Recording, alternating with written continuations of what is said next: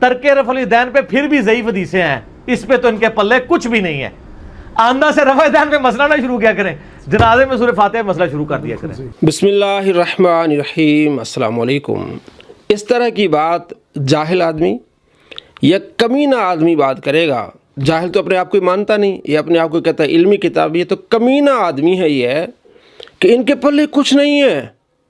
اب آئندہ آپ نے جنازہ میں سورہ فاتحہ کے بارے میں ان سے بحث کرنی ہے، میں آپ کو 5 دلیلیں دیتا ہوں، 5 دلیلیں۔ یہ سائن ہوتا ہے پھٹے منہ تیرے جھوٹے آدمی، اتنا تو ذلیل آدمی ہے تو کہتا ہے ان کے پلے کچھ نہیں ہے۔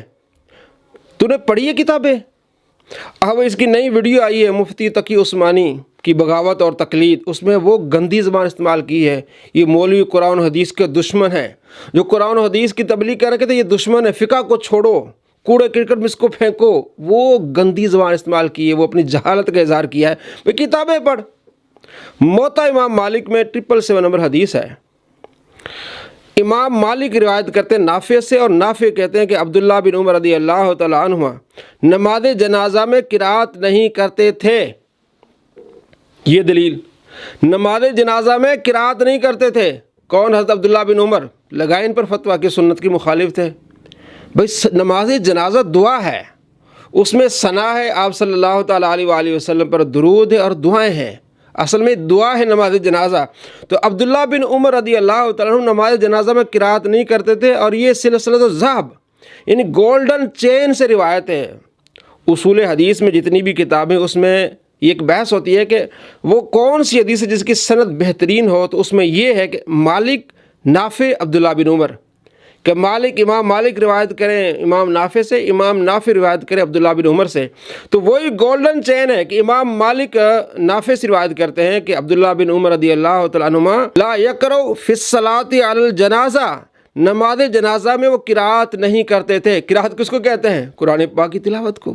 تو حضرت عبداللہ بن عمر رضی اللہ تعالیٰ عنہ قرات نہیں کرتے تھے۔ دوسری دلیل، حضرت ابو ہریرہ رضی اللہ تعالیٰ عنہ سے پوچھا گیا، یہ بھی موطا امام مالک میں ہے، 775 نمبر روایت ہے، حضرت ابو ہریرہ رضی اللہ تعالیٰ سے پوچھا گیا کہ آپ نماز جنازہ کیسے پڑھاتے ہیں؟ آپ نے فرمایا جب جنازہ رکھا جاتا ہے تو میں پہلے تکبیر پڑھ کر اللہ کی حمد کرتا ہوں، ثنا پڑھتا ہوں، اس میں کوئی قید نہیں کہ کون سی آپ نے پڑھنی، آگے اس کی وضاحت آ جائے گی۔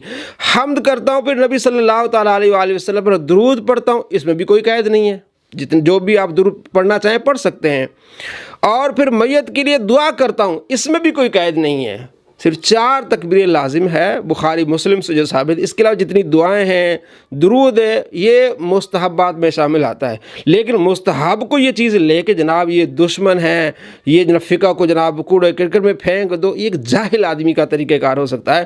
تو حضرت ابو ہریرہ نماز جنازہ کئی جنازے انہوں نے پڑھائے، حضرت عائشہ رضی اللہ تعالیٰ عنہ کا جنازہ کس نے پڑھایا تھا؟ ابو ہریرہ نے۔ بتائیں اب کہ ان کا جنازہ ہوا کہ نہیں ہوا؟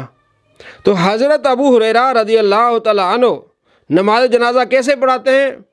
پہلی تکبیر کے بعد ثنا حمد، دوسری تکبیر کے بعد درود پاک، اور تیسری تکبیر کے بعد میت کے لیے دعا۔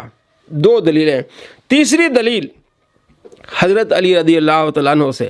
تو حضرت علی رضی اللہ تعالیٰ عنہ جنازہ کیسے پڑھاتے ہیں؟ مصنف ابن ابی شیبہ حدیث نمبر 11376۔ علاء بن مسیب اپنے والد سے روایت کرتے ہیں کہ حضرت علی رضی اللہ تعالیٰ عنہ جب نماز جنازہ پڑھاتے تو اللہ کی حمد سے ابتدا کرتے، پھر نبی صلی اللہ تعالیٰ علیہ وآلہ وسلم پر درود بھیجتے، پھر میت کے لیے دعا کرتے۔ حضرت علی رضی اللہ تعالیٰ عنہ سورہ فاتحہ نہیں پڑھ رہے، حضرت عبداللہ بن عمر سورہ فاتحہ نہیں پڑھ